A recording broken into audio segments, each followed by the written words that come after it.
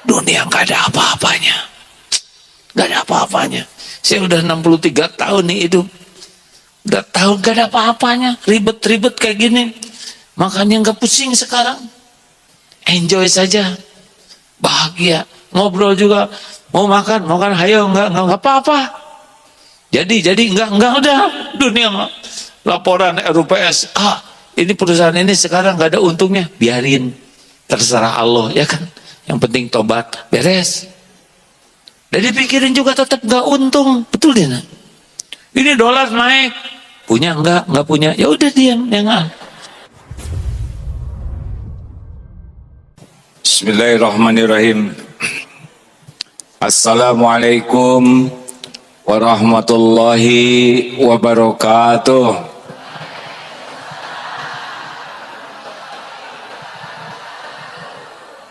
Alhamdulillahi rabbil alamin, alladzi khalaqal mauta wal hayata liyabluwakum ayyukum ahsanu amala wa huwal azizul ghafur. Segala puji bagi Allah Subhanahu wa taala yang maha dekat, yang maha menyaksikan, maha mengetahui segala-galanya, dan dialah Allah yang mengatur pertemuan ini terjadi. Semoga selain Allah takdirkan kita berkumpul, yang paling penting adalah Allah ridho kepada kita, sehingga majelis ini tidak hanya majelis ilmu, tapi majelis penuh dengan ampunan Allah, majelis penuh dengan curahan rahmat Allah, dan majelis yang penuh dengan keberkahan. Amin ya rabbal alamin. Apa kabar hadirin? Kameramen kalau mau duduk juga boleh, karena yang belakang kelihatannya emosi ya. Nah, boleh berdiri, tapi yang belakang jangan terhalangi, itu saja. Setuju? Kalau dilihat dari depan wajahnya ada kemiripan. Satu, ini wajah-wajah dalam penantian,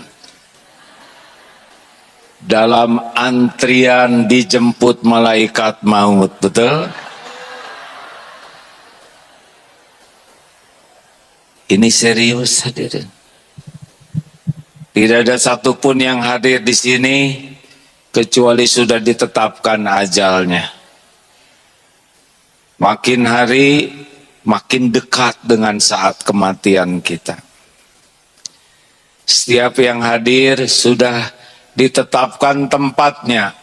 Kita akan pergi ke tempat kita dicabut nyawa. Dan setiap orang akan meninggal dengan cara yang dikehendaki Allah. Mudah-mudahan kapanpun, dimanapun, cara apapun, tetap cuma satu, yaitu husnul khotimah. Belum apa-apa sudah bicara mati ya. Karena ini kepastian, pasti meninggal. Tidak ada jaminan tahun depan masih hidup. Benar? Tidak ada jaminan bulan depan masih hidup. Acungan tangan yang bulan depan pasti masih hidup. Hati-hati ya, siapa yang ngacung pasti Allah tahu yang ngacung itu. Tidak ada jaminan pekan depan masih hidup. Atau saya nih, pulang dari sini ke Bandung, tidak ada jaminan sampai ke Bandung. Maka waktu begitu berharga. Setiap waktu itu sangat berharga. Pertanyaan, siapa yang bisa menebak ini hadiahnya umroh? umroh sama-sama. Ketemuannya di depan Masjidil Haram. Kesana masing-masing.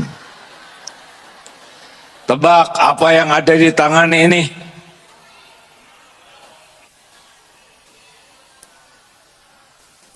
Kalau lama menjawabnya artinya bingung. Tidak tahu, betul tidak? Makanya bingung. Kalaupun bicara tidak bulat hatinya. Kosong, ya.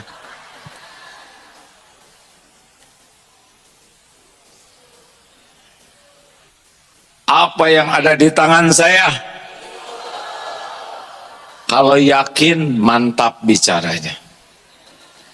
Kalau kurang yakin, seperti tadi itu, agak pelanga-pelongo, ya. Kalau yakin, apa? Mantap. Kalau kurang yakin, saya sebetulnya pakai agak tadi, ya. Baik. Apa yang paling diinginkan manusia? Islam, tidak Islam, laki, perempuan, tua, muda, dalam hidup di dunia ini, kira-kira apa? Nah, pelanga-pelongo, ya. Berarti belum yakin. Ibu, apa yang paling diinginkan selama hidup di dunia ini? Kaya atau bahagia?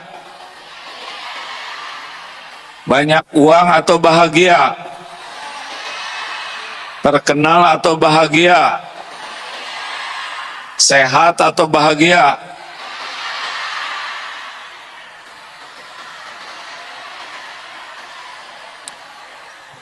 Jadi yang paling diinginkan apa? Sehat atau bahagia? Salah satu atau baik, nggak apa-apa, ingin dua-duanya. Sudah cep. Jadi sepakat ya, apa artinya uang banyak tidak bahagia? Apa artinya rumah megah tidak bahagia? Apa artinya mobil mewah tidak bahagia? Ibu-ibu pilih salah satu. Mendingan awet muda atau bahagia? Ibu kalau ingin awet muda tidak bahagia, karena pasti tua, ya kan? Lanjut. Cung, siapa yang tahu apa kunci bahagia?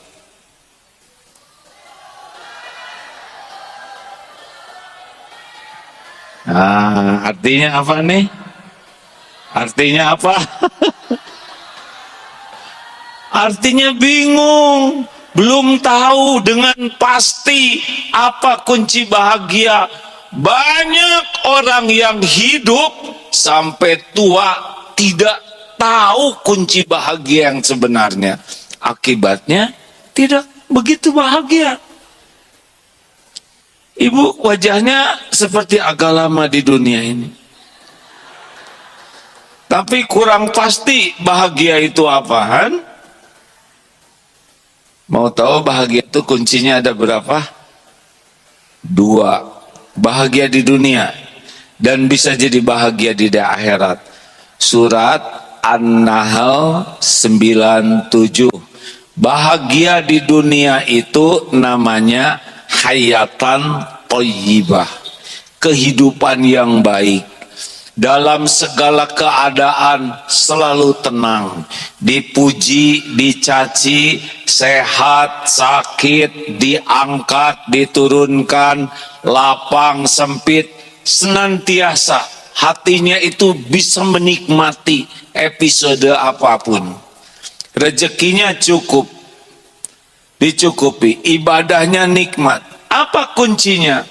Ternyata hanya 2 kuncinya. A'udzubillahi minasyaitonirrajim. Man amila sholihan min dzakarin au untha wa huwa mu'min falanuhyiyannahu hayatan thayyibah. barang siapa yang beramal soleh, baik laki-laki maupun perempuan, dan dia beriman kepada Allah, sungguh Allah mengaruniakan hayatan thayyibah, kehidupan yang baik di dunia. Di akhirat akan mendapatkan lebih baik dari apa yang dia lakukan. Jadi kunci bahagia itu hanya dua, iman dan amal soleh. Ulangi. Jadi kalau kurang bahagia artinya apa?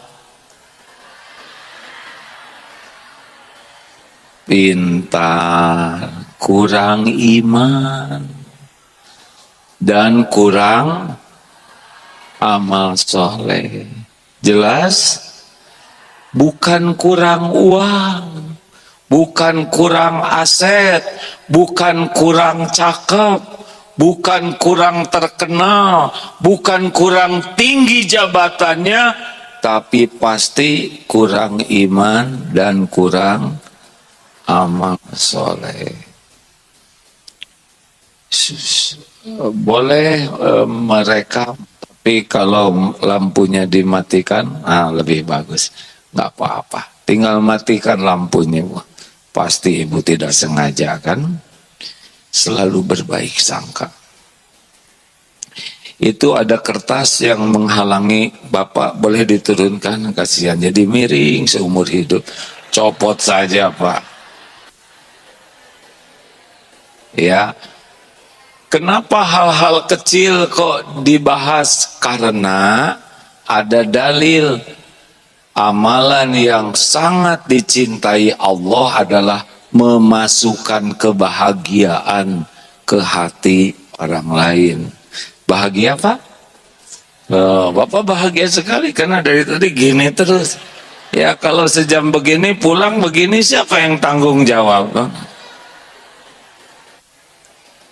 Makanya boleh berdiri asal yang belakang tidak terhalangi gitu. Lanjut.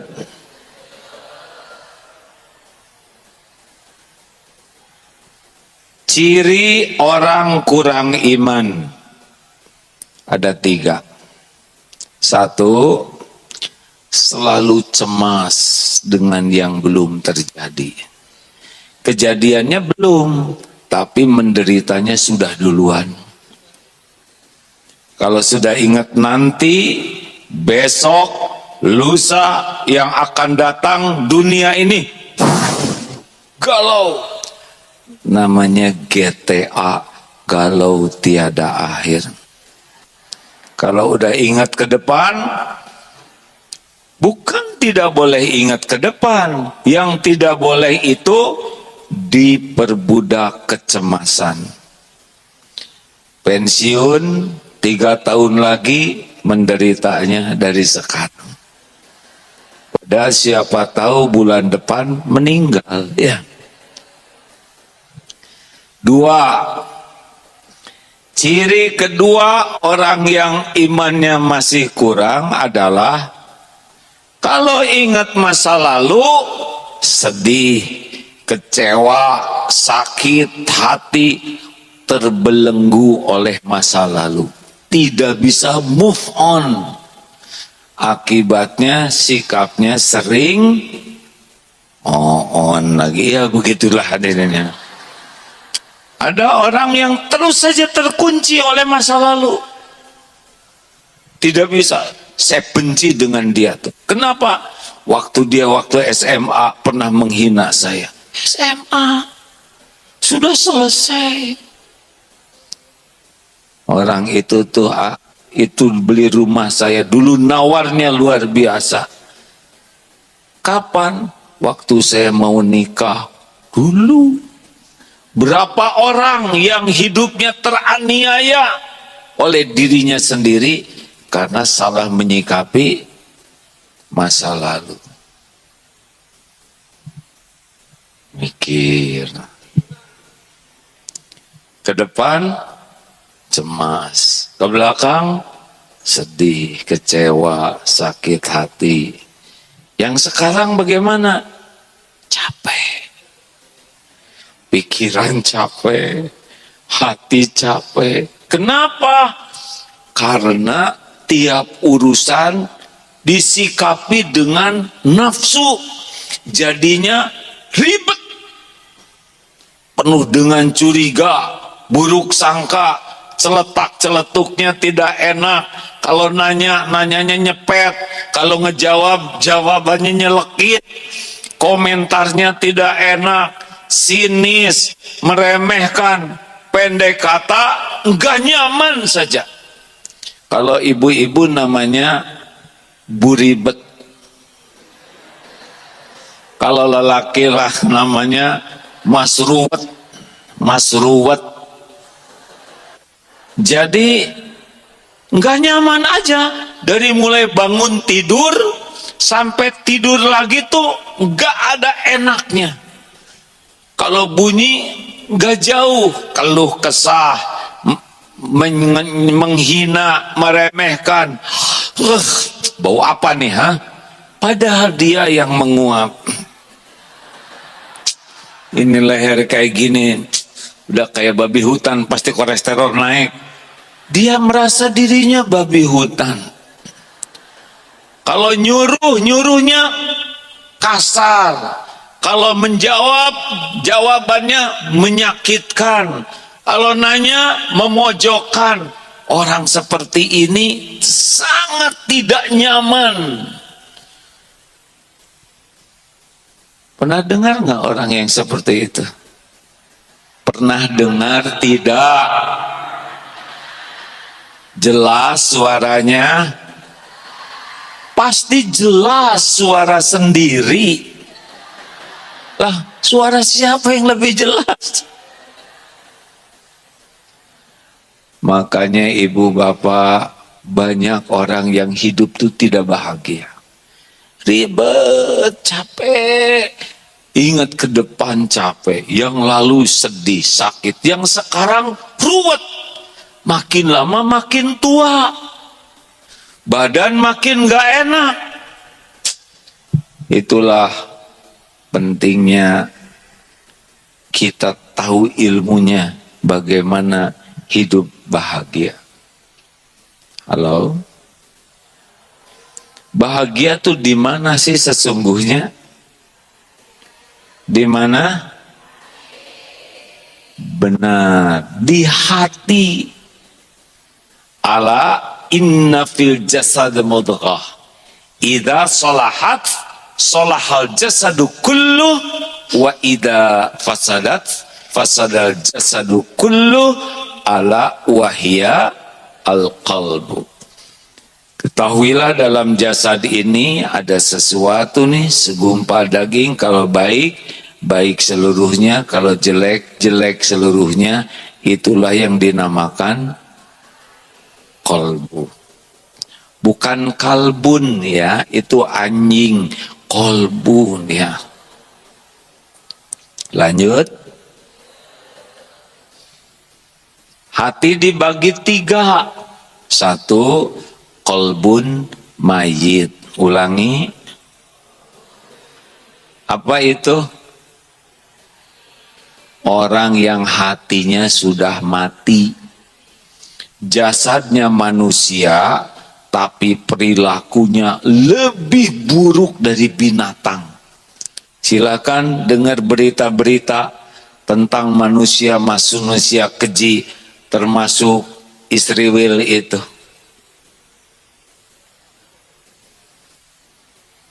Dua, kolbun marid, orang yang hatinya sakit. Badan sakit pasti tidak enak, benar? Ada yang lebih tidak enak, hati yang sakit.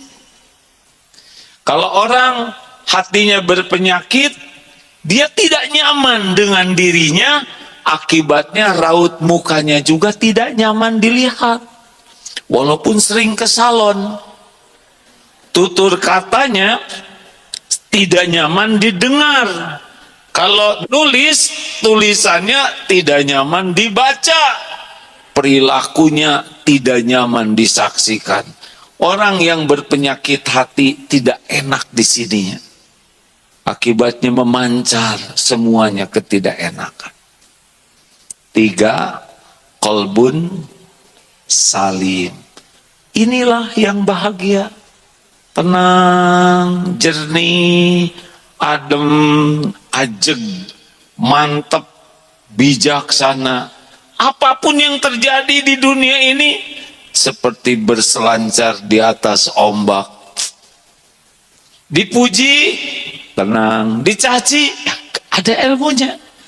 Punya uang, tidak punya uang, untung, bangkrut, anteng saja. Karena semua kejadian jadi kebaikan buat beliau. Pertanyaannya, ibu, bapak, kira-kira yang mana? Qalbun mayit, qalbun marid, qalbun salim.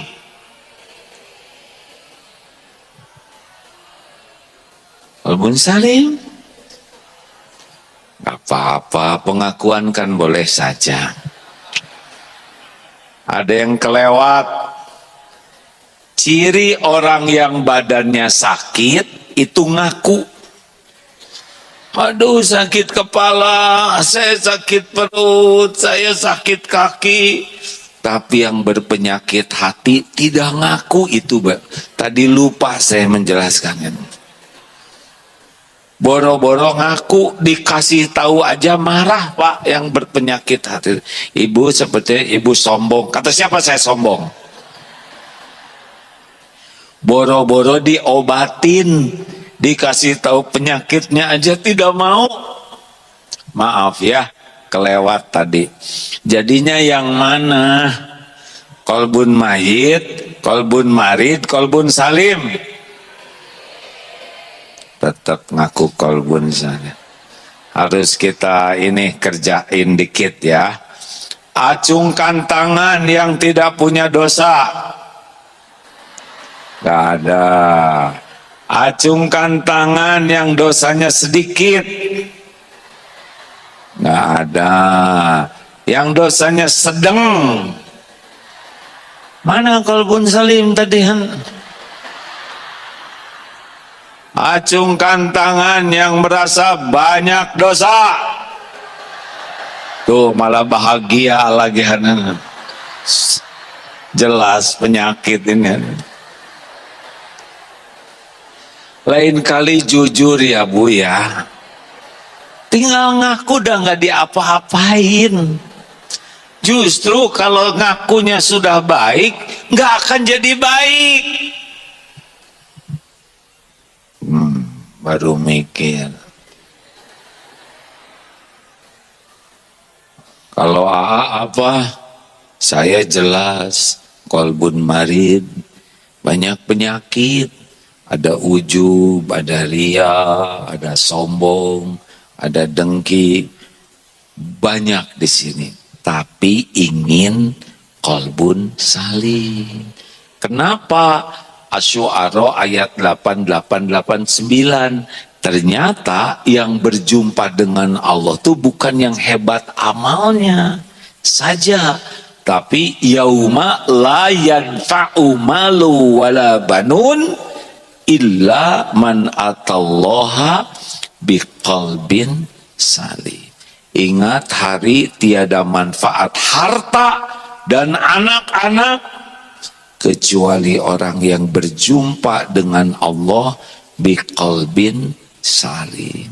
Nah, orang yang imannya kuat, yang amalnya bagus, cirinya adalah qalbun salim. Penampakannya adalah akhlakul karimah. Namanya disebut ahli takwa di dunia ini. Saya dikasih judul, apa tadi judulnya? Adalah baca sendiri.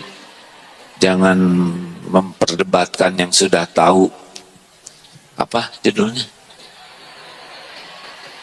Hati-hati dengan salah, justru hati-hati dengan hatiku.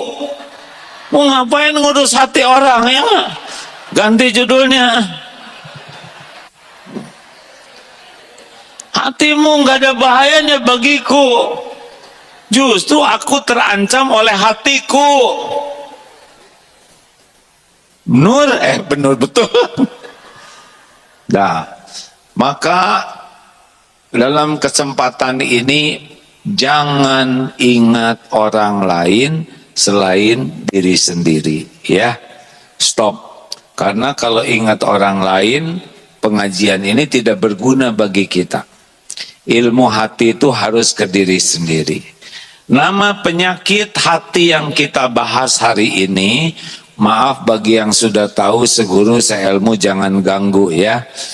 Nama penyakit hatinya penyakit tengil. Apa? T-nya takabur, E-nya egois, N-nya norak, G-nya galak, I-nya iri dengki, L-nya licik.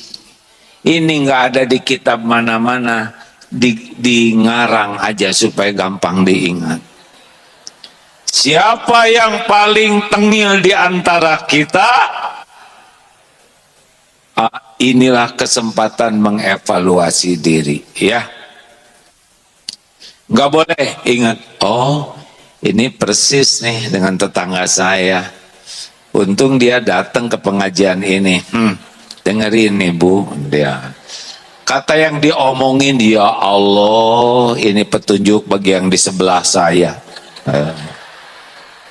Kata si bapak, ih berarti istri saya tuh namanya tengilah ya. Si ibu, ya Allah, ini cocok dengan suami saya, sayang dia nggak hadir, nggak beres, nggak ada yang bahaya. Dengar ini rumusnya ya. Katakan di sini ada batu besar, ada makanan enak kesukaan. Di sini ular berbisa. Informasi mana yang paling penting? Tentang makanan, tentang ular. Yang mana yang penting? Yang kita sukai atau yang berbahaya? Yang membahayakan kita siapa? Dosa orang lain, dosa diri sendiri. Bagus. Dosa tetangga atau dosa diri sendiri? Mau ngapain menyelidiki tetangga? Hah? Dosa teman kantor atau diri sendiri? Mau ngapain mikirin dosa teman kantor kalau bukan kewajiban? Dosa, Bu, mana yang bahaya bagi ibu? Dosa dan kesalahan suami atau dosa kesalahan diri sendiri? Hah? Siapa yang ngomong suami sendiri barusan? Sing cerdas Bu, sing cerdas ini nih ya. Mana yang membahayakan ibu-ibu ini? Dosa suaminya, dosa kesalahan suami, atau dosa diri sendiri? Mantap. Jangan buka-buka HP suami.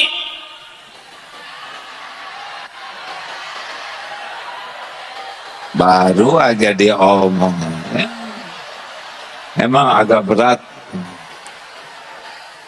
Bu, dengerin atuh, jangan melawan kayak gitu. Kenapa jangan buka HP suami? Satu, ibu tidak tahu passwordnya. Tahu? Bagi yang sudah tahu, kalau sudah baca HP suami, hati jadi tenang atau makin galau? Tuh, makanya jangan. Urusan jadi beres atau nambah? Makanya jangan. Makanya jangan. Ada dalilnya, Al-Hujurat ayat 12. Wala tajassasu. Jangan ngorek-ngorek. Nggak penting tahu kejelekan suami.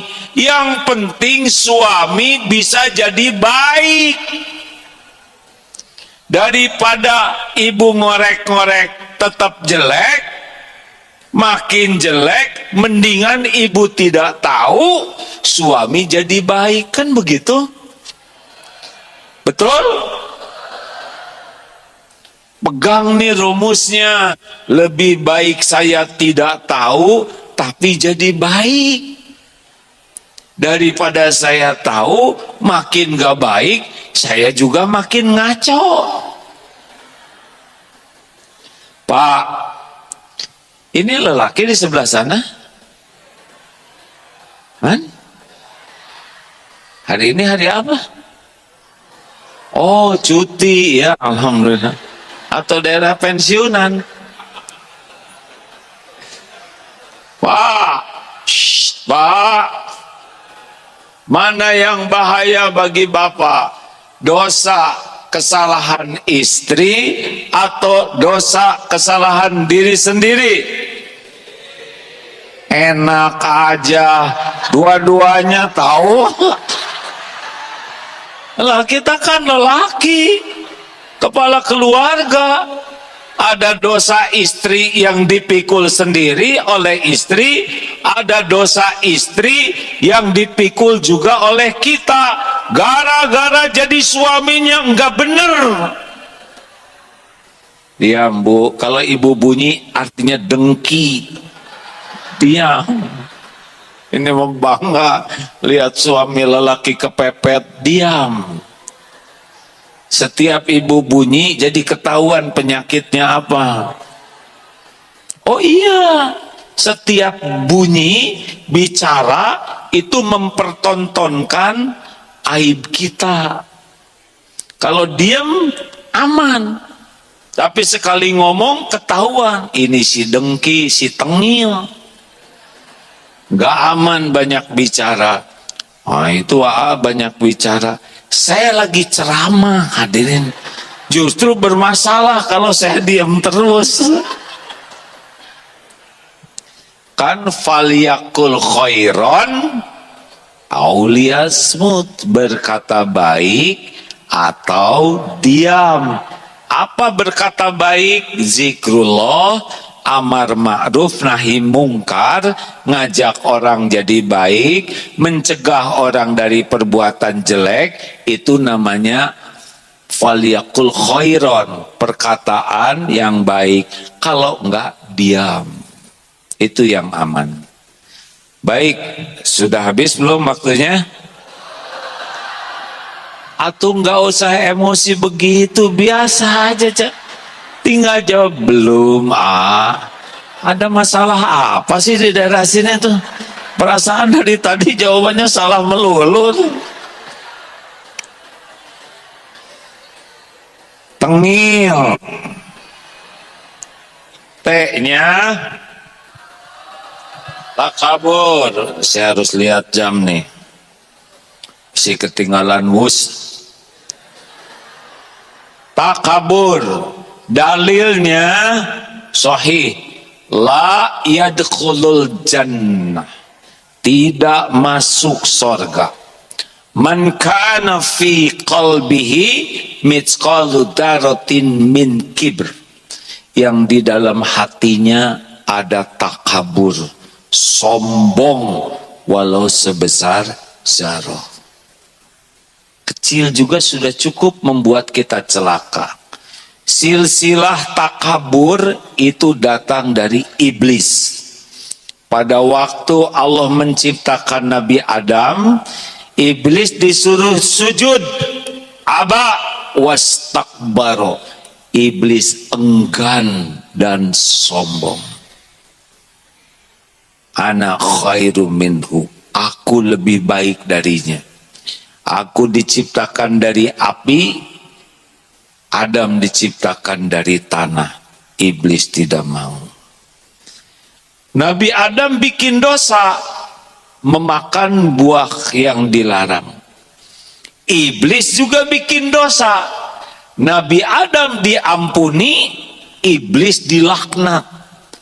Apa yang membedakan jenis dosanya? Nabi Adam tidak menyangka di sorga ada yang suka ngebohong. Iblis ngebohong, nipu ke Nabi Adam. Tergelincir, tobat, diilhamkan oleh Allah. Iblis, dia sombong, takabur. Hati-hati. Apa ciri orang sombong? Dua. Batarul haq wa ghamtun nas. Menolak kebenaran dan menganggap remeh, rendah orang lain. Tuh, cek. Orang sombong tidak suka kepada agama. Tidak mau membahas agama.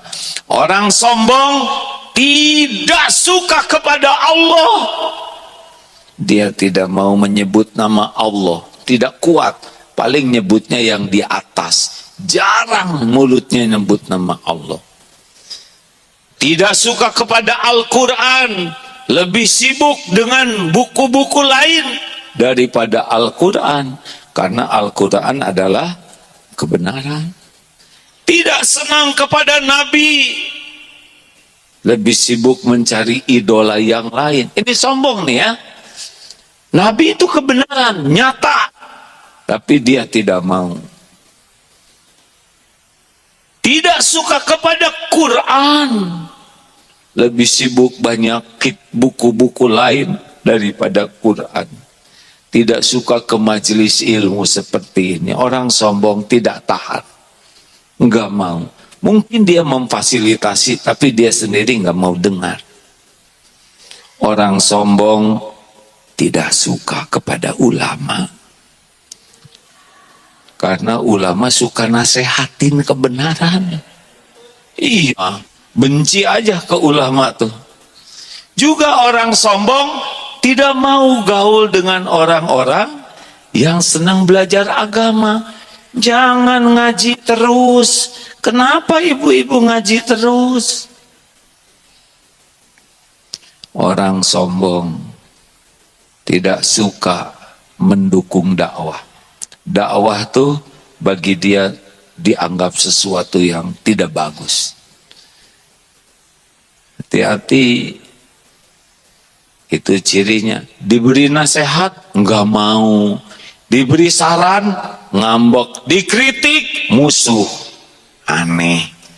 Dia sendiri yang doa ihdinas siratal mustaqim. Tapi giliran Allah memberikan petunjuk, dia tidak suka. Itulah orang sombong. Mikir. Jangan mikir siapa-siapa. Oh ini. Itu mata jangan kemana-mana ya. Ciri yang kedua, suka meremehkan orang lain. Padahal ibu kalau punya pembantu, sebetulnya bukan masalah keren tidak keren, tapi masalah takdir aja. Ibu diuji jadi majikan, pembantu diuji jadi pembantu. Mana yang paling mulia, majikan atau pembantu? Oh, jangan ngomong gitu, yang paling mulia yang paling takwa tuh.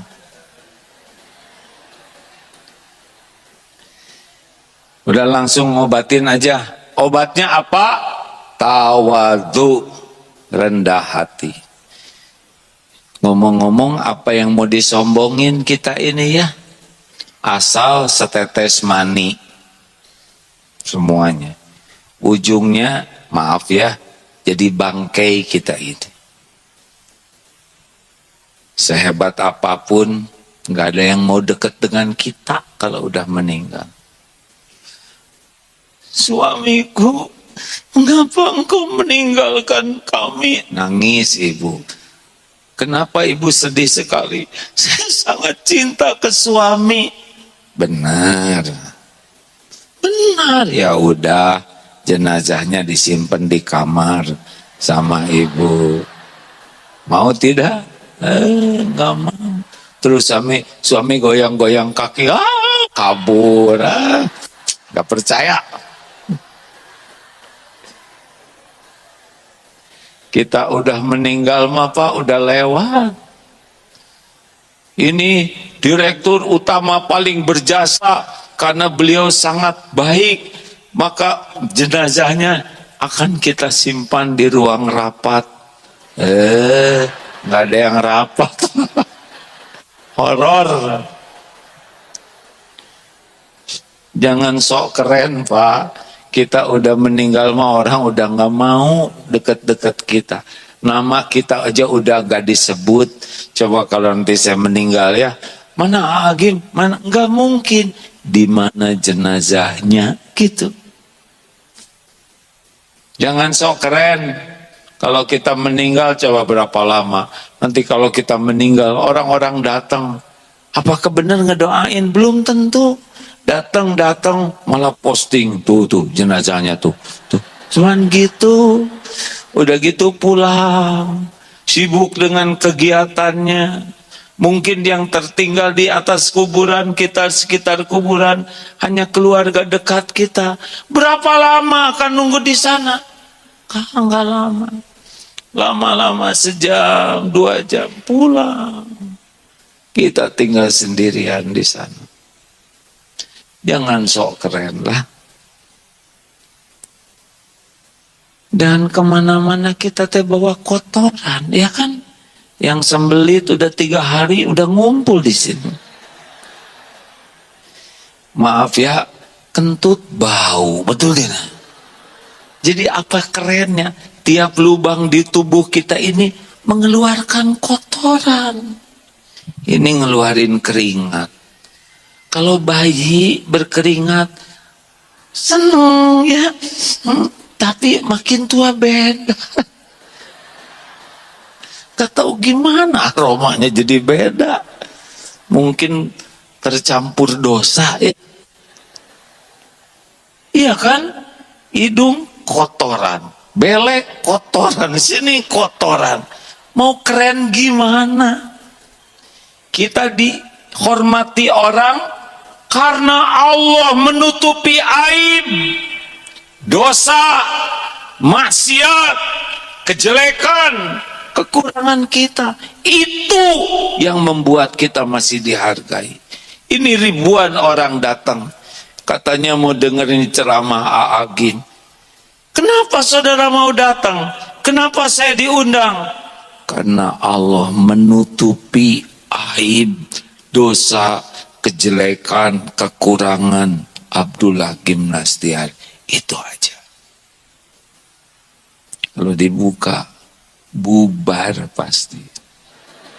Beneran. Dulu aja yang halal dibuka, gempar enak. Udah yang lalu sudah ingat yang tadi ya. Setiap patah kata kembali kepada yang berkata. Ini seneng banget itu masa lalu diungkit-ungkit cicing. Habis Aas yang mancing-mancing ya, saya minta maaf.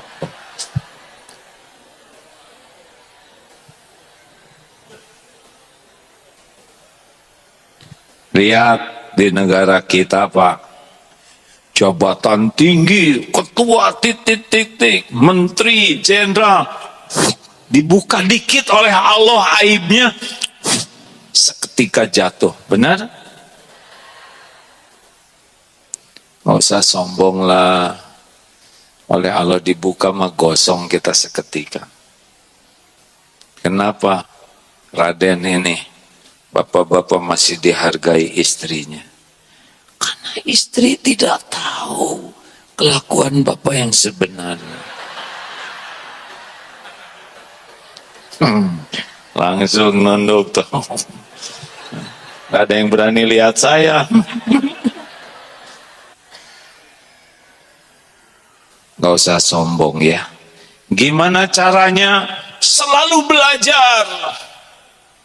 Selalu mencari ilmu, itu ciri orang yang tidak sombong.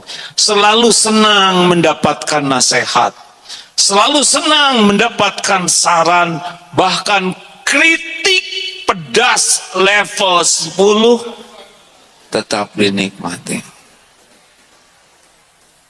Orang sombong kalau dikritik itu nikmat baginya, karena tahu Allah yang memperbaiki dirinya lewat orang-orang. Tapi ngomongnya nggak enak.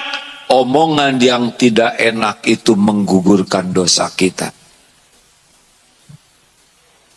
Sebaik-baik perkataan suami kepada istrinya, duhai istriku, katakan padaku. Ini banyak komentar, diam ya. Apa kekurangan dan kesalahan yang harus kuperbaiki? Sebaik-baik perkataan istri ke suami, Pak, kita sudah lama bersama, beritahu kekurangan dan kesalahan yang harus saya perbaiki. Itu ciri orang tawadu. Pak, menurut saya papa itu agak emosional, kasar. Tunggu dulu, Bu. Papa itu bukan orang galak. Papa tuh jenis Umar bin Khattab. Udah salah saya. Nah. Umar bin Khattab dari mana ya? Kalau orang sudah sibuk jawab, bela diri susah. Sadari semuanya adalah milik Allah, bukan milik kita. Sadari semuanya adalah ujian dari Allah. Lihat tuh, manusia cuman begini.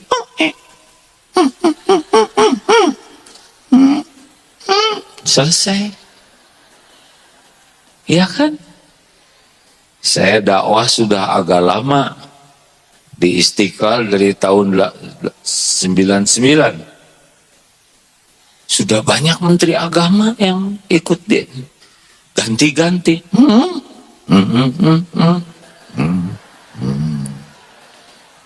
Giliran jenderal-jenderal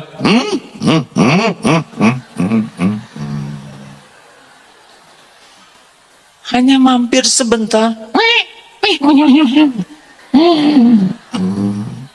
Kita nunggu juga. Beneran ini.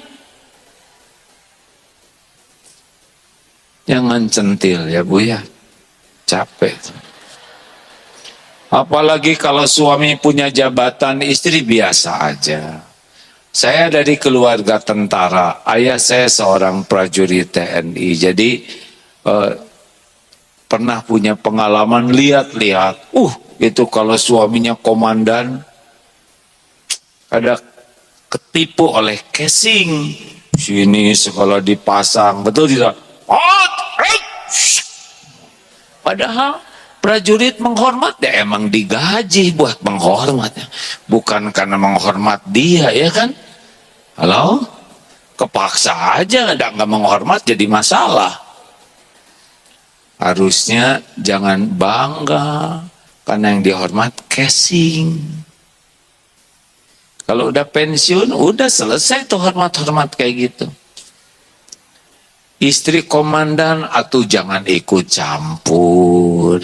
Daftar enggak, seleksi enggak, latihan enggak. Masa suami kolonel, istri brigjen, ya enggak? Yang bener aja. Malu lah ya. Semua prajurit tahu ibu nggak ikut daftar ya. Udah daftar juga nggak akan keterima, betul tidak?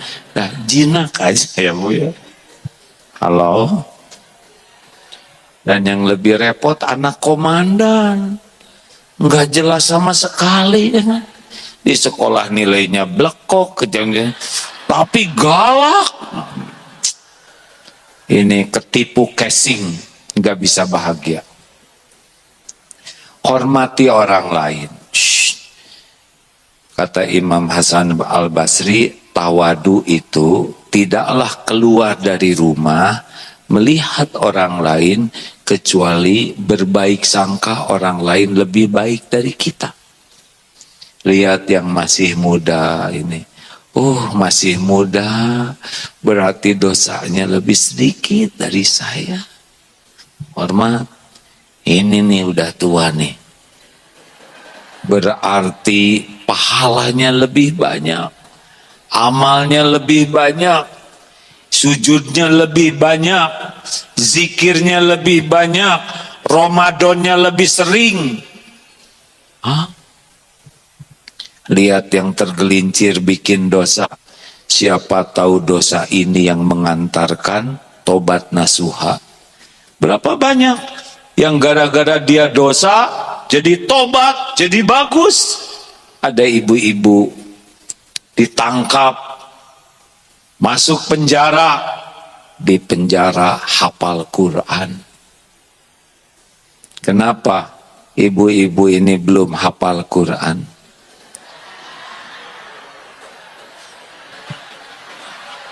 Siapa yang belum di penjara? Coba ibu jaga lisan. Belum di penjara ya. Ibu belum hafal karena belum menghafal. Sederhana pisan. Si mancing-mancing. Udahlah, mending kita senang menghormati orang lain. Benar? Rasulullah Sallallahu Alaihi Wasallam, kalau tiap orang jumpa dengan Rasul, dengar ini kunci tawadu ya. Ini udah ketemu Nabi nih. Pas pisah, pikirannya sama. Apa coba? Setiap orang yang berjumpa dengan Nabi, kalau udah pisah pikirannya sama. Apa pikirannya? Saya adalah orang yang sangat disukai Rasul. Kenapa? Karena Rasulullah tiap jumpa itu atensinya maksimal, perhatiannya baik, maksimal, raut muka, wajah, tutur kata, siapapun dia diperlakukan terhormat.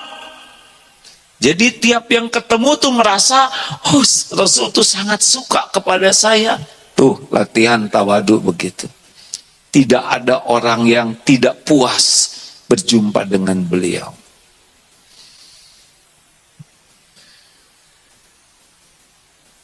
Semua ngangguk. Dua, kepanjangan nih, saya salah nih kan. Jam 11, udahan ya. Tinggal 18 menit lagi, ini baru teh nih. Kalau gitu tahun depan lah ya, insya Allah. Egois. Ego normal, egois itu makan korban. Keluar dari sini cari sendal masing-masing normal. Tapi keluar dari sini cari sendal yang lebih baik. Makin ego, makin tidak bahagia.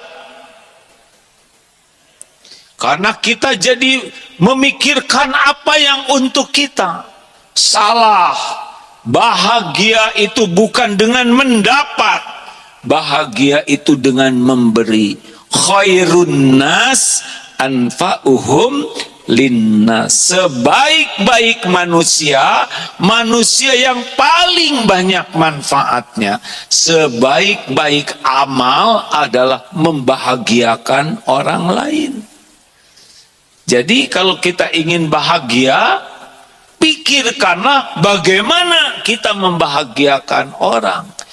Bu, salah satu yang membuat ibu tidak bahagia atau kurang bahagia adalah ibu ingin dibahagiakan oleh suami. Salah. Suami ibu itu, maaf ya Pak ya, jenis-jenis yang tidak bisa diharapkan. Boro-boro membahagiakan istrinya, membahagiakan diri sendiri aja susah. Benar Pak? Ini wajah-wajah perjuangan ini. Bu, ibu mau bahagia, berhenti berharap dari suami.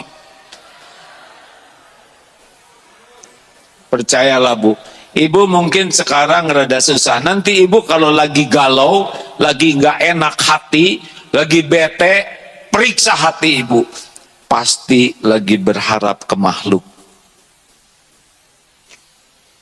Suami saya tuh mendingan menghargai. Pada ingin dihargai. Masa saya udah dandan disebut kesemek di mana? Tahu kesemek? Habis suami mau ngomong apa, ya nggak? Ngomong cantik dan enggak terlalu, ya kan? Ngomong jelek enggak tega. Jadi jalan tengahnya udah ibu teh kayak kesemek, beres. Mau bahagia tidak? Jangan berharap dari makhluk. Berharap hanya dari Allah. Kita yang ingin memberi. Ali Imran 134, ciri orang takwa, ciri orang yang bekal bahagia, alladzina yunfikuna fis-sarra'i wad-dharra, senang berinfak dalam lapang dan sempit. Camkan ya, makin berharap dibahagiakan, makin tidak bahagia. Ingin diberi, ingin disayangi, ingin dicintai, capek hatinya. Ingin berbuat. Itu kuncinya. Bahagia itu bukan dibahagiakan. Bahagia itu dengan membahagiakan. Koruptor itu demi Allah pasti tidak bahagia hidupnya. Karena dia sibuk buat dirinya. Mikir. Mana yang bisa lebih bahagia? Senang ngumpul-ngumpul uang, senang berbagi rezeki. Berbagi. Kalau ibu kurang bahagia, keluarkan tabungan mulai. Kasih makan orang miskin, belikan beras. Lihat saja nanti. Lihat raut muka orang bahagia. Cara yang paling dekat untuk bahagia adalah bahagiakan orang lain. Karena yang membahagiakan itu Allah. Pegang itu. Makin pelit, koret, kedekut, buntut kasir, cap jahe.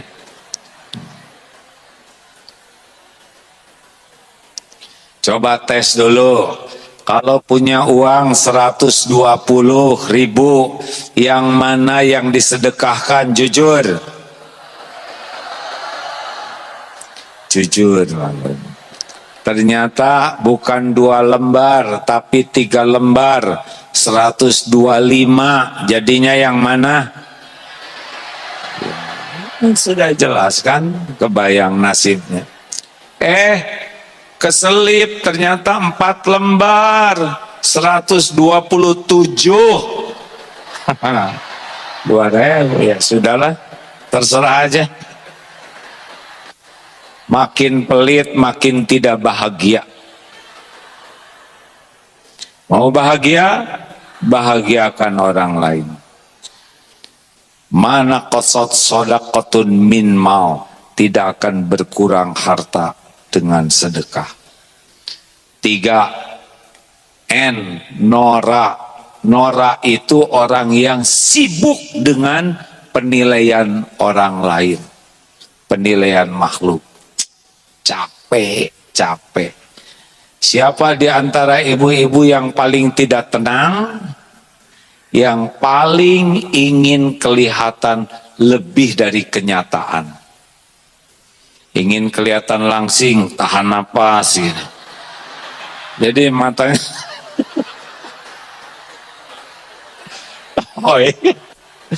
apalagi menjelang dipotret kah? Ini langsung ngerempot begini.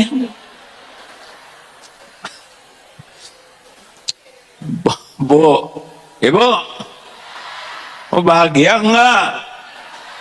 Jujur, jangan langsung salehah ya, jawab dulu. Khusyuan mana?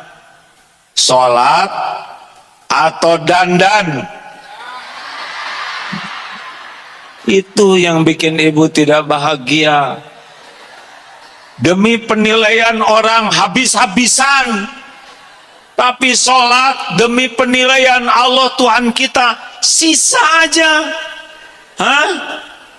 Sholat gesit, tangkas, cepat.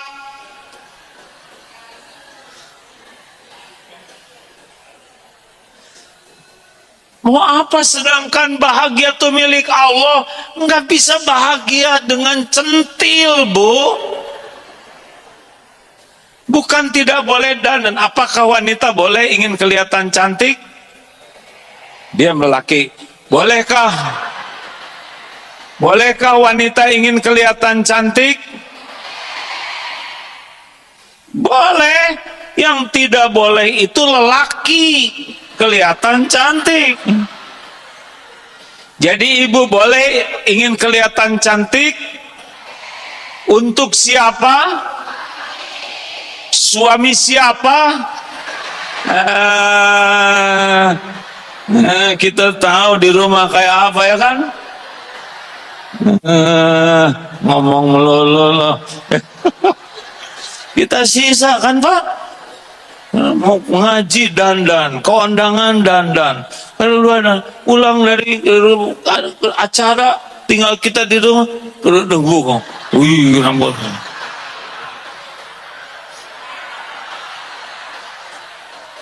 Mau pergi pulang ke rumah. Ini saya bisa lihat wajah-wajah yang menjiwai. Allah, capek centil teh Bu, ingin kelihatan cantik teh capek. Just the way you are. Emang apa artinya? Cukuplah Allah yang menilai. Itu yang bisa bikin ibu bahagia. Bukan nggak boleh, tapi nggak usah diperbudak. Kita teh harus siap dengan makin tua. Dulu kan nggak kayak gini wajahnya ya kan? Ibu nggak bisa bertahan kayak dulu dan nggak bisa pengen kayak dulu terus. Dulu ibu pakai seragam SMA lucu. Sekarang ingin kelihatan lucu dipakai seragam itu. Pasti lebih lucu ya kan?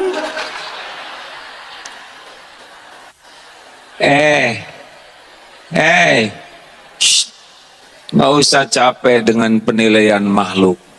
Mau bahagia? Enjoy saja. Nikmati jadi tua, nikmati badan makin nggak kayak dulu, kulit jadi keriput, uban tumbuh, nikmati. Dan semua ini nikmat dari Allah. Ya boleh tentu dirawat, pakai apa tuh, nggak ngerti lah, dempul atau apa yang cleaning service atau apa yang sebelum tidur itu ya. Apa tuh? Saya nggak ngerti lah. Silahkan, tapi jangan kesiksa. Ingin muda terus, ingin cantik, biasa nikmati jadi tua tuh, syukuri. Halo? Nggak usah maksa-maksa ingin seperti tetangga, punya ini, punya itu. Tiap orang punya kapling takdir masing-masing. Nikmat itu dengan mensyukuri yang ada. Nikmat itu puas dengan yang ada. Dah, nggak usah capek-capek ingin dinilai orang lebih dari kenyataan. Nggak usah maksa-maksain diri ingin kelihatan lebih putih dari kenyataan. Jadi tiap malam pakai soklin, nggak asing, nggak. Enjoy saja. Nggak usah maksa-maksa pengen punya tas kayak orang lain. Udah, coba Bu, Ibu sekarang ke daerah yang banyak preman. Tenang mana? Pakai gelang emas bertahta berlian atau pakai karet gelang? Tuh. Makanya harus jelas dulu, pengen tenang. Udah nggak usah capek-capek. Syukuri yang ada. Kita punya kapling takdir masing-masing. Nggak usah ribet dengan penilaian orang. Nabi aja sempurna, kemuliaannya ada yang menghina. ada yang mencaci, ada yang memfitnah, ada yang memusuhi. Mau ngapain kita capek mikirin orang yang sebel ke kita? Benar? Ya, itu orang itu menghina saya. Nabi aja dihina, masa kita yang hina betulan gak ada yang menghina? Kita kan asli. Orang itu nyebelin loh, tetangga saya. Emang ibu gimana? Ibu juga kembarannya kan? Nah, kita aja ya. Takdir Allah, saya udah nyobain Pak, dipuji rame-rame, udah gitu dicaci maki rame-rame juga udah. Yang nyacinya juga hadir hari ini kan. Sakit hati, enggak, mau ngapain? Apa urusan saya dengan mulut orang? Urusan saya dengan Allah. Sebagus apapun yang kita lakukan, pasti ada yang menghina. Apa urusan kita dengan mulut orang? Mau tahu rahasianya supaya nggak sakit hati? Siapa yang menciptakan kita? Siapa yang menghidupkan kita? Siapa yang menutupi aib dan dosa kita? Siapa yang ngasih pahala? Siapa yang bisa mengampuni dosa? Siapa yang punya sorga? Kalau semuanya milik Allah, ngapain capek-capek mikirin mulut orang? Tuhan kita Allah, bukan mulut orang. Sampai jeding jebleh, sok aja, nggak ngepek. Yang ngasih rezeki Allah, yang angkat derajat Allah, yang membahagiakan Allah. Apa urusan kita dengan mulut orang? Hah? Setiap perkataan balik kepada pembuatnya. In ahsantum li anfusikum wa in asatum falaha. Jika kamu berbuat baik, kebaikan untuk dirimu sendiri. Jika kamu berbuat jahat, buruk, keburukan menimpamu sendiri. Al-Isra ayat 7. Gak ada yang ketukar. Tenang. Gak usah centil, biasa-biasa aja. Yang wajar-wajar aja, ya. Kakek, gak usah centil, ya. Jangan banyak gaya, biasa aja. Enak, hidup biasa-biasa tuh enak. Hidup pengen dinilai orang tuh menderita. Mikir semua. Udah habis belum? Lebih tenang jawab ini. G apa? Galak. Penyakit galak tuh Pak.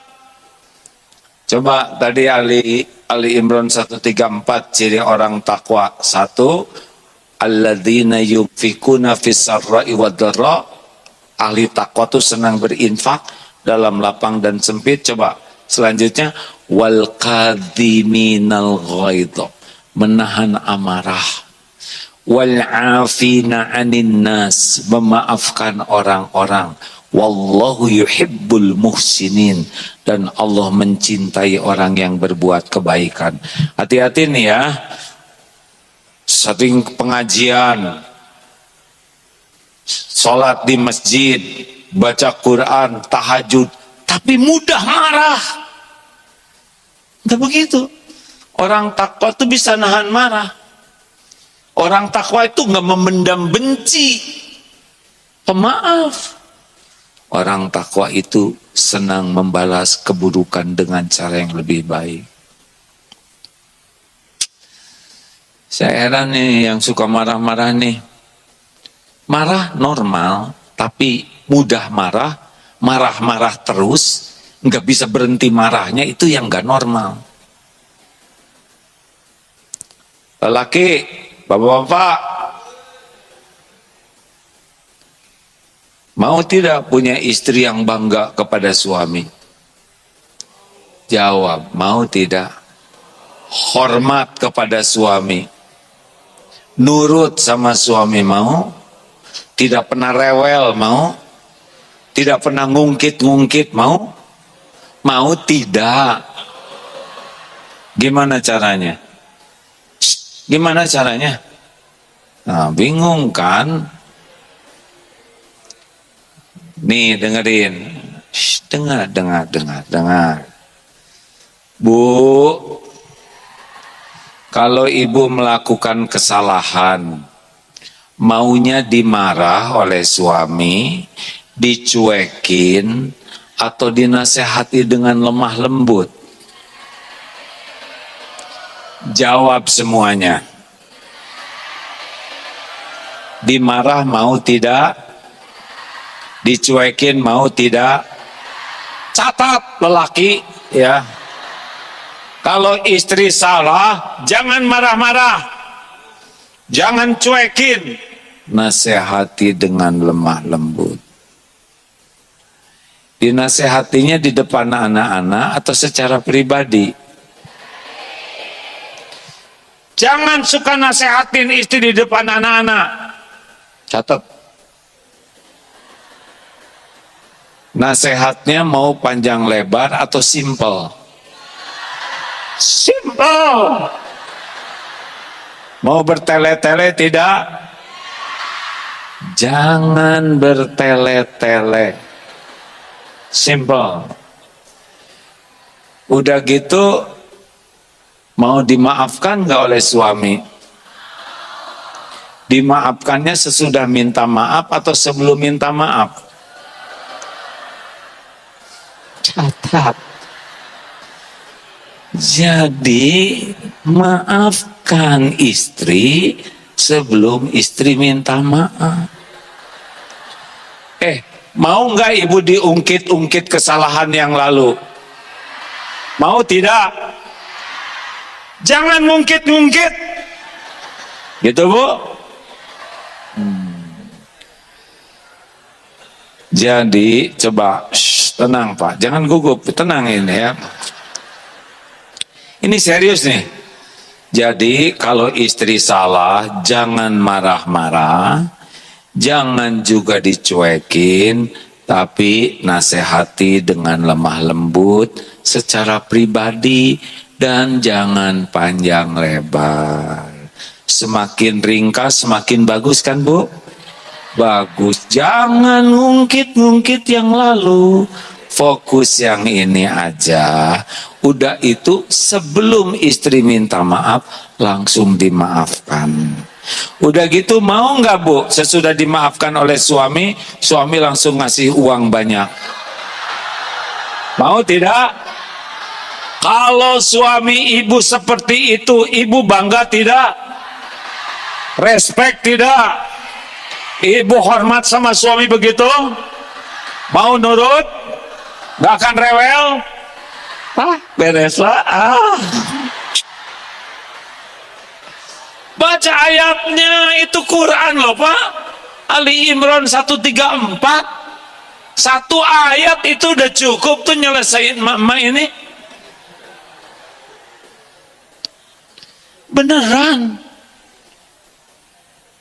Itu kan wal kadhiminal ghaidha, menahan amarah, wal 'afina 'anil nas, memaafkan, wallahu yuhibbul muhsinin, dan berbuat baik. Tahan marah, maafkan, berbuat baik, itu ciri orang takwa. Nggak ada cerita marah-marah, dendam-dendaman, dibalas dengan keburukan. Apa? Ini pelajaran apa? Nggak ada pelajaran gitu dalam Islam. Nggak ada cerita lagi di sini ngomong-ngomongin jelek orang. Apa-apaan? Itu kan ada suami yang komplain. Istri saya tuh ke pengajian tuh kayak makan obat. Sehari 3 kali Tapi yang berubah cuma seragamnya. Kelakuannya nggak berubah. Dan yang meningkat, saya kira iman, ternyata cicilan.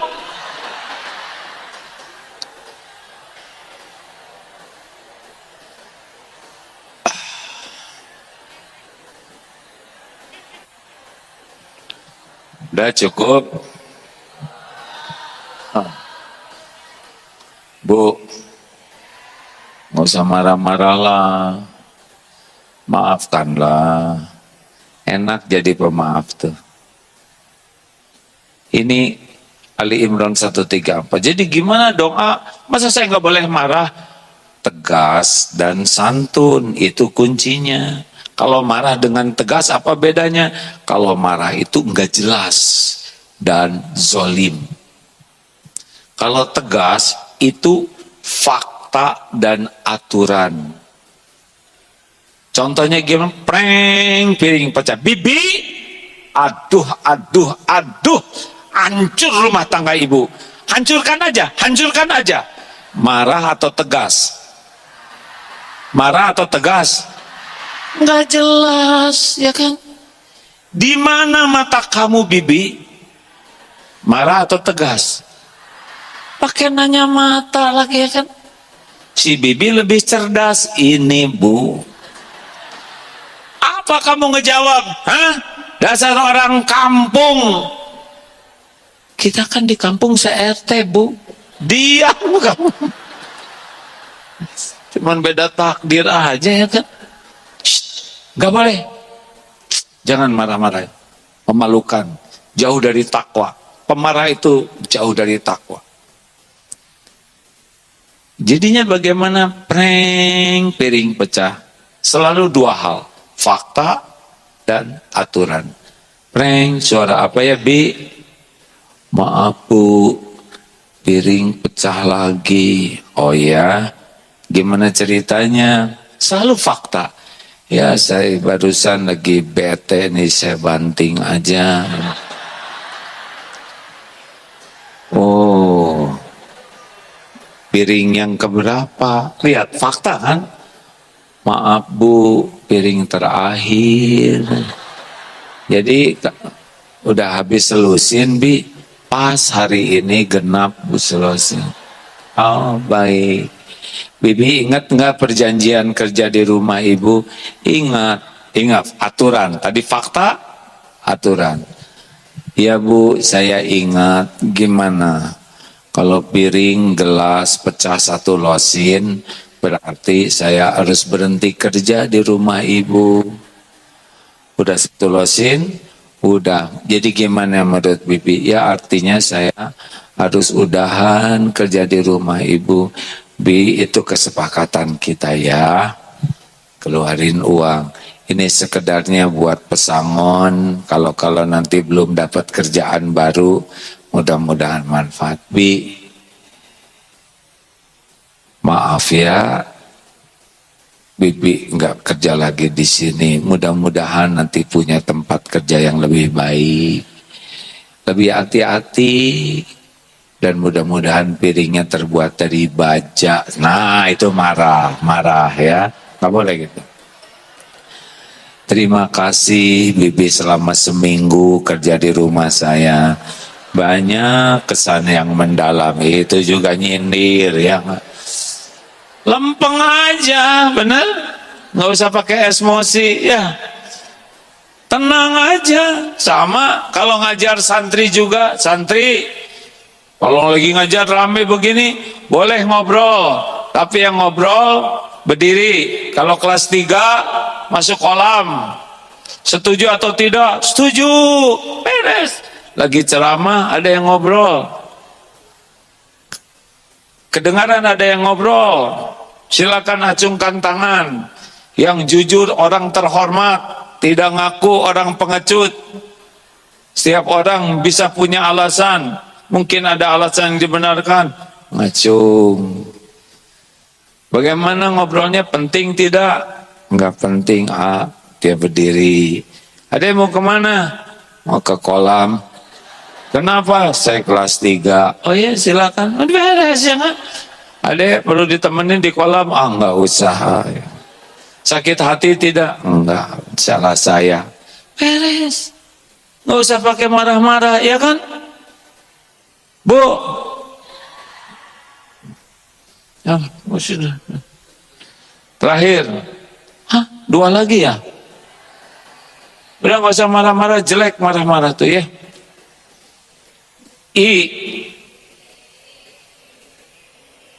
iri dengki. SMS, susah melihat orang senang, senang melihat orang susah. Tetangga naik pangkat, ibu naik tensi. Tetangga ganti mobil, kita ganti kulit, megar. Nggak boleh iri-irian gitu. Pembunuhan pertama Kabil Habil gara-gara dengki. Iblis juga sebetulnya dengki. Gini, mau tahu rahasianya supaya nggak dengki?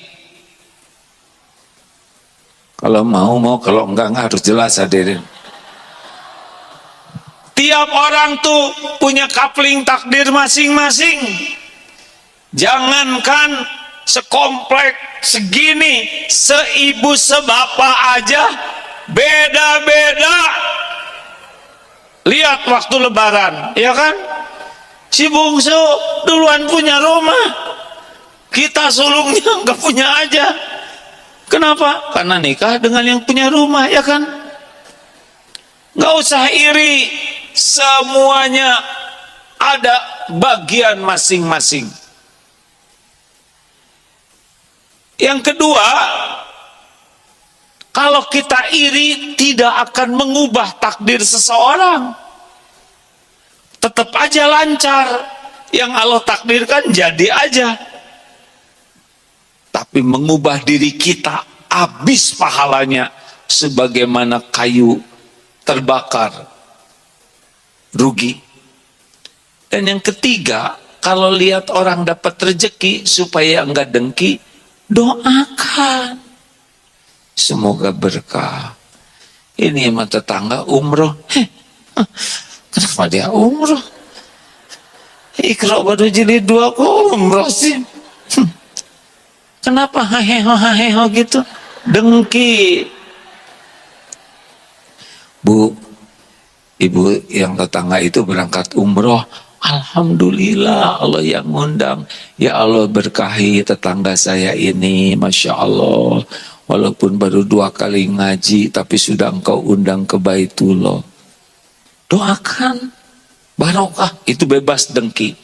Yang keempat, kalau ingin tinggal minta ke Allah, karena dia juga dikasihnya oleh Allah. Yang ngebagikan rezeki itu Allah. Tetangga misalkan punya TV baru bagus besar, kita pengen, doakan semoga berkah. Ya Allah, saya juga pengen. Kalau nggak dapat aja, tinggal deketin TV yang ada, jadi gede juga kan? Ya, kan? Kalau Allah nggak ngasih, bukan berarti Allah pelit, tapi belum tentu baik bagi kita kalau dikasih. Benar? Ibu sekarang teman punya tas bagus, jangan nyicil berapa kali, dek. Enggak, itu dia diam. Jangan nanya. Nggak usah ribet dengan tas cicilan orang. Nggak ada, bukan urusan kita. Kecuali kalau mau dilunasin oleh ibu ya. Kalau nggak, diam aja. Oh bagus tasnya, alhamdulillah, semoga berkah. Udah, jangan rewel. Pasti KW. Tahu dari mana? Dengki. Diam aja. Kalau pengen, ya Allah, saya juga pengen dikasih tas. Terus nanti ada yang ngasih, suami pulang bawa kantong kresek, ini juga tas, adin. Bu, ibu, dengerin ya. Nikmat itu sesungguhnya milik siapa? Jawab. Yang membagikan nikmat itu siapa? Sekehendak siapa? Allah. Jadi ibu kalau pengen apa-apa harus minta dulu ke Allah. Sebelum bicara ke suami, ya Allah, ini saya pengen sepatu yang ini udah agak teplek begini ya. Baru ke suami, Mas, beliin sepatu dong. Saya pengen sepatu yang ini. Suami jangan mengatakan tidak. Nanti hatinya terluka. Ibu ingin sepatu, ibu pilih. Mana yang paling ibu suka, nanti tinggal bilang ke saya yang bayar. Gitu suami tuh. Jangan rewel masalah duniawi. Sebaik-baik sedekah adalah buat istrinya.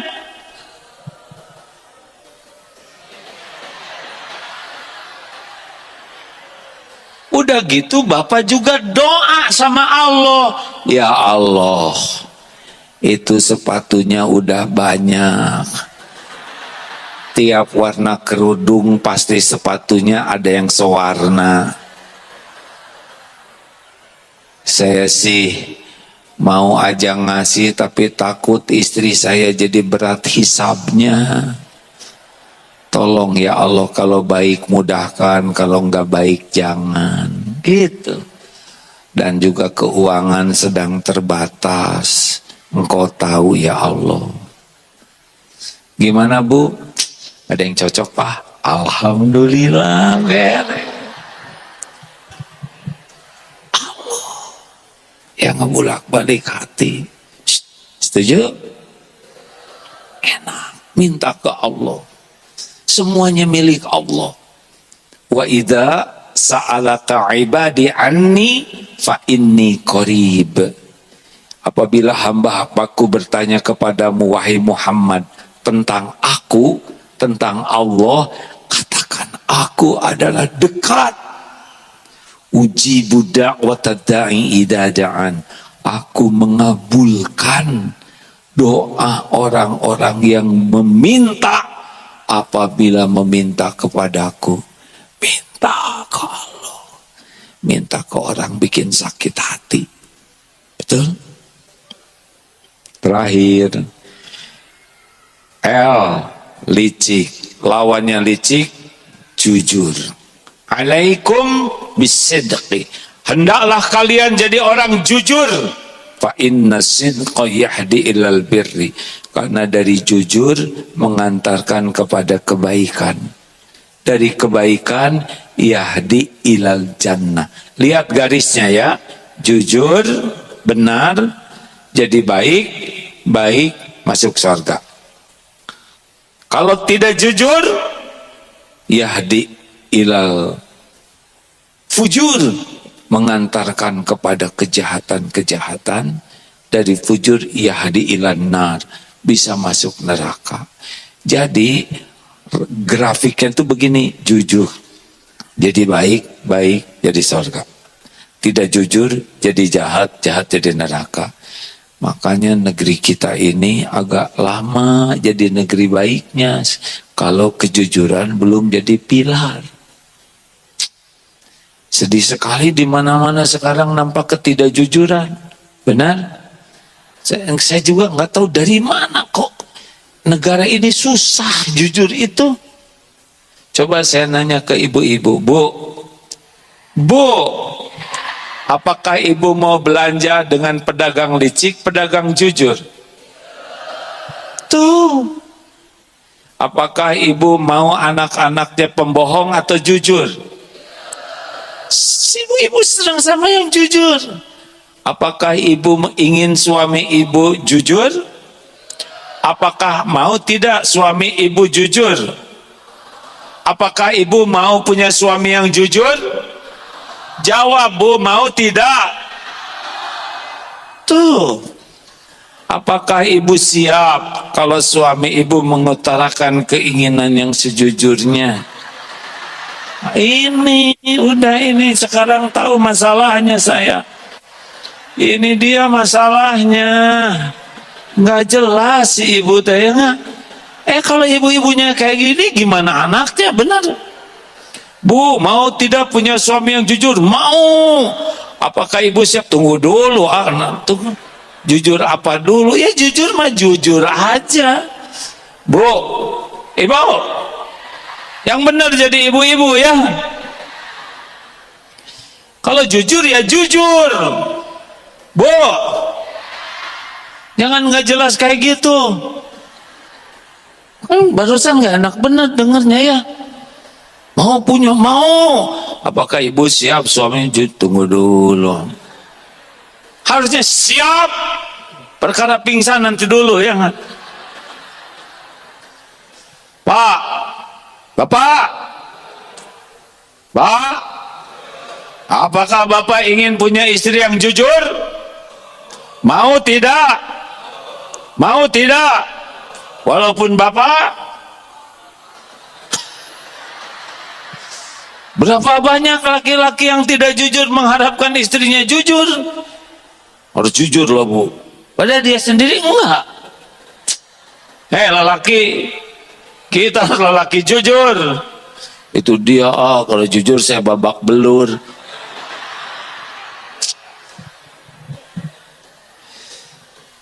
Bukan hanya kita loh Pak, penjahat juga katanya nyari temennya yang jujur. Kata raja penjahat, "Lu kalian harus jujur." Penjahat, anak buahnya kaget. "Kita kan penjahat Bang." "Gak apa-apa, yang penting jujur." Padahal mereka kelompok penipu. Betul tidak Pak? Kok ngangguk sih? Ya udah gak apa-apa. Udahlah, nikmati hidup jujur, betul? Apa adanya, udah tenang aja. Mungkin nanti ada yang menghina, meremehkan, gak apa-apa, gak ada apa-apanya, gak ada apa-apanya. Tapi Allah ridho kepada kita. Saya kan mau itikaf, Bu, saya mau itikaf, istri saya nggak malah ngeledek. Hah? Itikaf? Jumatan aja langka, ujuk-ujuk itikaf. Justru itu Bu, saya udah mau tobat sekarang. Kepercaya. Bapak mau jujur, istri nggak percaya, nggak boleh marah. Kalau memang mau jujur karena Allah, saya itikaf lah Bu, insya Allah. Pak, pagi pulang, keluyuran kemana Pak? Kemana keluyuran malam ini? Coba itu Pak. Padahal kita itikaf, tenang. Alhamdulillah saya itikaf Bu. Kepercaya Pak. Nggak ada riwayatnya sama sekali. Gak boleh marah Pak. Orang jujur ikhlas tuh enggak. Ya asli loh Bu, saya itikaf. Maaf aja Pak, saya nggak percaya. Gini Bu, Ibu mau percaya atau tidak, itu urusan Ibu dengan Allah. Urusan saya adalah menyampaikan yang sebenarnya. Alhamdulillah semalam saya itikaf. Itu mengikuti ceramah si Agim di YouTube. Saya juga udah pernah dengar gitu. Ya udah nggak apa-apa, lempeng aja. Bilang, "Ya Allah, Engkau tahu saya itikaf. Tapi kalau istri nggak percaya, Engkau lah yang menjelaskan." Tiba-tiba suatu saat istrinya habis belanja. "Bu, makasih ya Bu buat suaminya." Kata tetangga ibu-ibu. Apaan? Terima kasih sama suami saya. Ya kan suami saya itikaf sama suami ibu. Sekarang suami saya jadi rajin ke masjid. Biasanya jarang ke masjid. Jogging 20 km, sepeda 50 km. Tapi ke masjid tuh nggak mau, padahal cuma 30 meter. Dulu sih kayaknya pengen digotong oleh tetangga. Tapi sekarang alhamdulillah suami saya udah rajin ke masjid, ke saya juga sekarang jadi jarang marah-marah. Makasih ya Bu. Wet, wet, wet. Kalau Allah mau ngebela gampang. Allah kan tahu kita nggak ngebohong, benar? Allah tahu tidak sih? Allah tahu. Si ibu jadi tahu, pulang ke rumah, "Mas, maafin saya ya. Kenapa? Ya ternyata Mas benar-benar itikaf. Saya aja yang suudzon." Nah sekarang ujian buat suami. Udah dibela oleh Allah, gimana reaksinya? Makanya gagal. Saya dari dulu nggak soleh-soleh. Nah, harusnya bagaimana? Bu, dah nggak apa-apa. Saya mengerti kok. Ibu nggak percaya sama saya karena selama ini juga sayanya nggak bagus akhlaknya. tambahan baru pertama kali lagi itikaf. Nggak apa-apa Bu, doakan aja supaya saya makin istiqomah. Oh, so sweet, betul ya nak? Takabur solusinya rendah hati, egois solusinya senang berbagi, norak solusinya sibuk dengan ingin dinilai Allah daripada ingin dinilai makhluk, galak solusinya tegas dan santun, iri dengki solusinya doakan bagi orang lain dan minta ke Allah kalau pengen, jangan ribet dengan rezeki orang. Dan licik solusinya jadilah orang yang jujur. Kalau hati makin bersih, enak hidup ini, tenang, adem, Masya Allah. Saya punya satu cerita, satu lagi boleh? Bonus. Waktu haji ada cerita gini, usia 70 tahun, awet muda, seger terus, fit. Kakek ini awet muda, seger. Apa rahasianya? Rahasianya, saya itu tidak suka berdebat, tidak suka berbantah-bantahan. Oh gitu kek. Jadi menurut kakek, kalau orang tidak berbantah-bantahan, cenderung lebih sehat, lebih segar, awet muda. Ya kalau menurut saya gitu. Apa kata si pemuda? Kalau menurut saya sih nggak mungkin lah kek. Masa cuma nggak berbantah-bantahan, kemudian jadi awet muda, menurut saya sih nggak mungkin lah kek. Apa jawaban si kakek?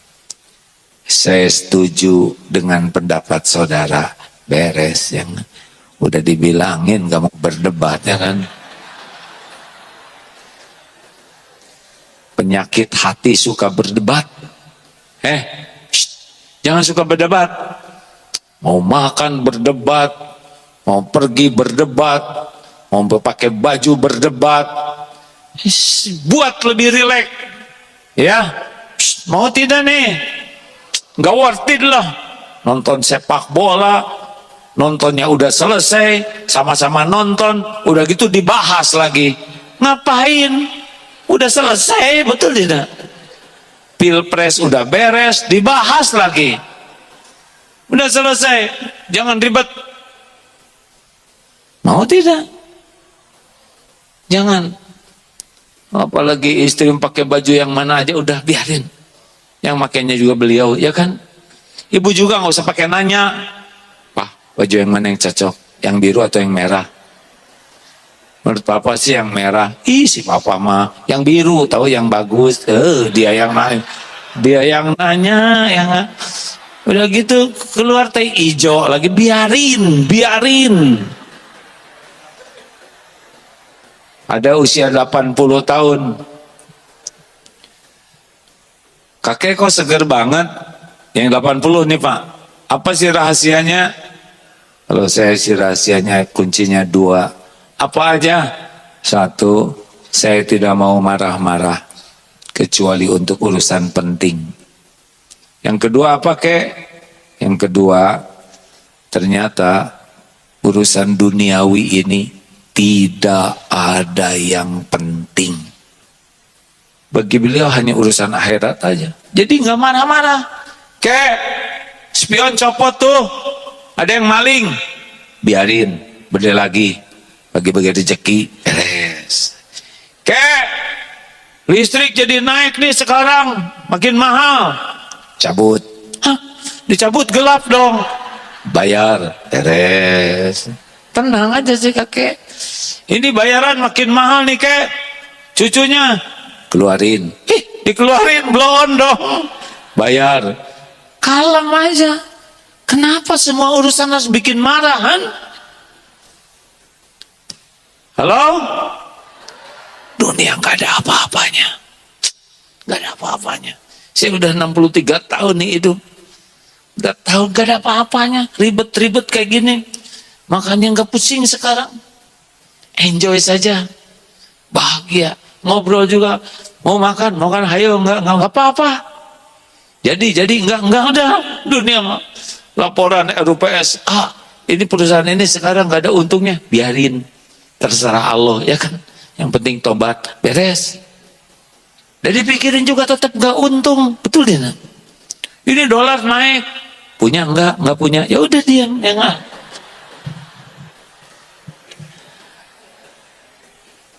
Silakan kalau Bapak ingin awet muda, amalkan ini, Pak. Jangan marah-marah, jangan ribet hidup ini. Terima kasih Bapak Ibu. Ini luar biasa yang hadir banyak sekali. Mudah-mudahan ada takdir kita ketemu lagi.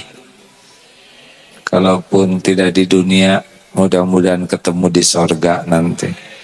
Assalamualaikum warahmatullahi wabarakatuh.